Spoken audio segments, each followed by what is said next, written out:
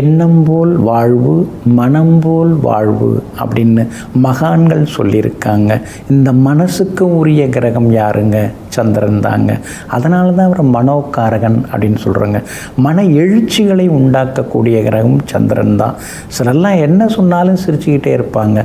சிலர்லாம் லேசாக நாம் ஒரு வார்த்தை மரியாதை குறைவாக பேசிட்டா கூட என்ன சொன்னீங்க அப்படின்னு சொல்லிட்டு உடனே நம்ம மேலே ஏறி விழுந்துருவாங்க, பாஞ்சு விழுவாங்க, உடனே கோபத்தை வெளிப்படுத்துவாங்க.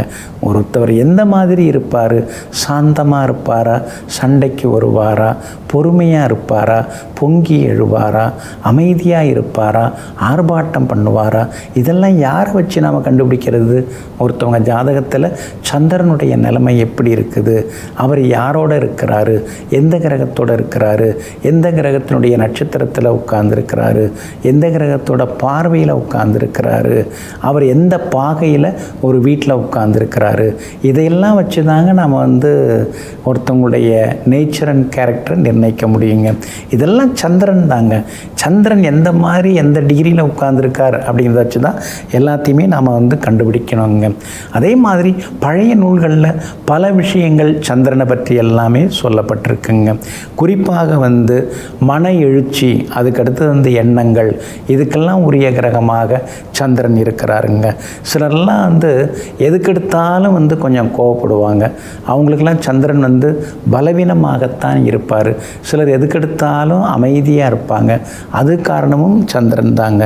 பொதுவாக வளர்பிறை சந்திரன், வளர்பிறையில் பிறந்தவங்க உணர்ச்சிகளை அளவாக வெளிப்படுத்துவாங்க, பெருசாக அலட்டிக்க மாட்டாங்க. அதே மாதிரி தேய்பிறை சந்திரனில் பிறந்தவங்க கொஞ்சம் கரடுமுரடாக நடந்துப்பாங்க. கோபம்னா அது கொஞ்சம் அதிகமாகவே வரும், பாசம்னாலும் அது கொஞ்சம் அதிகமாக வரும், அன்புன்னா கூட அப்படியே உருகுவாங்க, அன்பை அப்படியே உருக்கி கொடுத்துருவாங்க. அது தேய்பிறை சந்திரனுடைய அம்சமாகும். பௌர்ணமி சந்திரன், பௌர்ணமியில் பிறக்கிறாங்க இல்லைங்களா, அவங்க அழுத்தம் திருத்தமாக அவங்களுடைய கருத்துக்களை வெளிப்படுத்துவாங்க.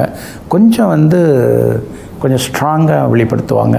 ஏன்னா பௌர்ணமி சந்திரனுக்கு அந்த அமைப்புகள் எப்போதும் உண்டு. கொஞ்சம் எமோஷ்னலாக பேசுவாங்க பௌர்ணமி சந்திரன் பிறக்கிறவங்க. அமாவாசை சந்திரனில் பிறக்கிறவங்க, அமாவாசை திதியில் பிறக்கிறவங்க எப்படி இருப்பாங்க அப்படின்னா கொஞ்சம் குமுறி பேசுவாங்க. கொஞ்சம் தேம்பி அழறதுன்னு சொல்லுவாங்கள்ல.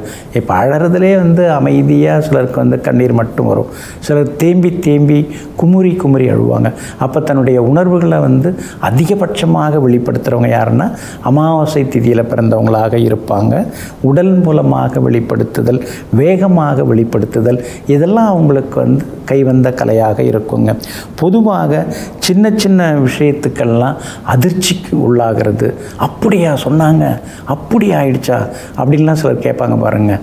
அதெல்லாம் யார் கேட்குறாங்க அப்படின்னு பார்த்தீங்கன்னா, 2ஆம் இடத்துல இருக்கிற சந்திரனோட கேது இருந்தாலோ, லக்னத்துக்கு 2ஆம் இடத்துல இருக்கிற சந்திரனோட ராகு இருந்தாலோ, சாதாரண விஷயத்துக்கெல்லாம் ஒரு பிரமிப்பாக முகத்தில் ஒரு பெரிய உணர்ச்சியை வெளிப்படுத்தக்கூடியவங்களாக அவங்களாம் இருப்பாங்க. ஏன்னா 2ஆம் இடத்துல இருக்கக்கூடிய சந்திரனோட ராகு கேது சேரும்போது அந்த மாதிரி நேச்சர் அண்ட் கேரக்டர் உள்ளவங்களாக இருப்பாங்க. எதுக்கு எடுத்தாலும் டென்ஷனாக பேசுகிறோங்க.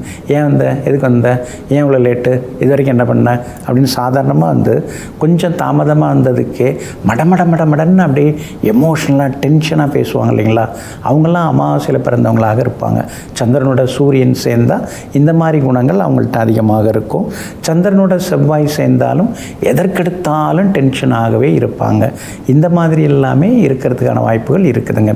அப்போது ஒருத்தவங்க ஜாதகத்தை பார்த்துட்டு இவங்க டென்ஷன் இல்லாமல் இருப்பாங்களா, அமைதியாக இருப்பாங்களா, கோவப்படாமல் இருப்பாங்களா, இவங்களை நம்முடைய நட்பு வட்டத்துக்கு கொண்டு வரலாமா, இவங்களை நம்ம கம்பெனியில் ஒரு வேலைக்கு வைக்கலாமா, இவங்களை நம்பி சில பொறுப்புகளை ஒப்படைக்கலாமா அப்படின்னு நம்ம பார்த்து தெரிஞ்சுக்கலாம். அதனால் ஒரு முக்கியமான வேலைக்கோ அல்லது ஒரு முக்கியமான விஷயத்துக்கோ ஒருத்தவங்களை தேர்ந்தெடுக்கிறீங்கன்னா அவங்க ஜாதகத்தை வாங்கி பார்த்துட்டு அவங்க எப்படிப்பட்டவங்க, என்ன குணம் உள்ளவங்க, நல்லவங்களா அல்லாதவர்களா அப்படிங்கிறத கிரகங்களை வைத்து முடிவெடுங்க. ஜாதகத்தை வச்சு முடிவெடுங்க. அவங்க தோற்றத்தை வச்சு முடிவெடுக்காதீங்க, அவங்க பேசுகிறத வச்சு முடிவெடுக்காதீங்க, பழகிறத வச்சு முடிவெடுக்காதீங்க. ஜாதகத்தை நாம் தெரிந்து கொள்வோம், மற்றவர்களையும் நாம் புரிந்து கொள்வோம். நெஞ்சிற்கினியவர்களே, சுக்கிரவாரமாகிய இன்றைய நாள் உங்களுக்கு அனைத்து சௌபாக்கியங்களையும் அள்ளித்தரும் அதிர்ஷ்டகரமான நாளாக அமையட்டும். மீண்டும் சந்திப்போம். நன்றியுடன் உங்கள் ஜோதிட முனைவர் KP வித்யாதரன். வணக்கம்.